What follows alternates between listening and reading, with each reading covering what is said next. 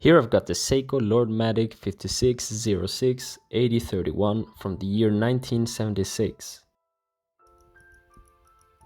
The movement is the 5606. It's an automatic. It runs at 21,600 beats per hour, features hacking and hand winding, and has a power reserve of 45 hours and has 25 joules. The Seiko Lord Matics from the Suwa factory, like this one, use the 5606 movement, while those from the Daini factory use the 5206 or 5216. What's cool about these movements is that they are like lower end versions of those movements found in some of the King Seikos and Grand Seikos of that time. The lower end of the 56 family found in the Lord Matics are 21,600 beats per hour, while those in the King Seikos and Grand Seikos are 28,800 beats per hour. And they're also better finished and decorated. The 5606, like the one I have in this watch, is unfortunately known for having a weak day-date quickset, which can break or wither away after some time, because it's made out of plastic. My watch has a working quickset, so if you're going to buy a Lord Matic, make sure to ask the seller if it works or not.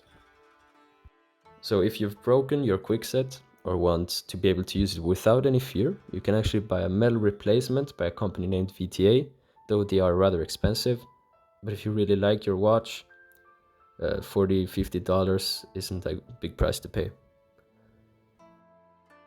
Looking at the design of this watch, we can clearly see design elements that Seiko and especially Grand Seiko still use to this day.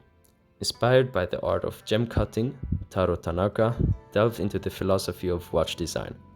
By 1962, he developed a series of rules which he called Grammar of Design. You can boil it down to 4 ideas. First, all surfaces and angles from the case, dial hands, and indices have to be flat and geometrically perfect to best reflect the light.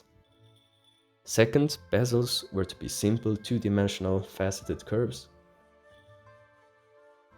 Third, there shouldn't be any visual distortion from any angle, so all dials had to be flat and not rounded. Finally, all cases must be unique, with no more generic round case designs. This philosophy was first seen in Grand Seiko and King Seiko models. Seiko wasn't as strict with their more affordable watches, but models from many of their ranges adopted some of those design elements. That's why some Lord Matics look similar to vintage Grand Seikos. A Lord Matic model that shows this very well is the 5216-8020, which I think is the best looking Lord Matic model, but it seems I'm not the only one to think this, because it's also the most expensive one. Nonetheless, the one I have does a good job at following those rules. I got it for $110, used of course, but you could say there was a catch. The case had been refinished. I still don't understand why some people do it. I would prefer it to be original and have some scratches, but yeah, it looks fine. The rest is as it should be, I think at least. The dial looks like new, so maybe it's an old stock part, or maybe it just was very well preserved, but it's definitely the corresponding dial. The movement had been serviced, but there were no service documents, so I actually think the seller had some watchmaking skills of his own, so he did some kind of service to it. But yeah, I'm fine with that because it runs well. If I ever get a Grand Seiko or King Seiko that steals the spotlight from this Lord Matic, I will probably sell it, but because it'll take some time until I get there, I will keep this one for now.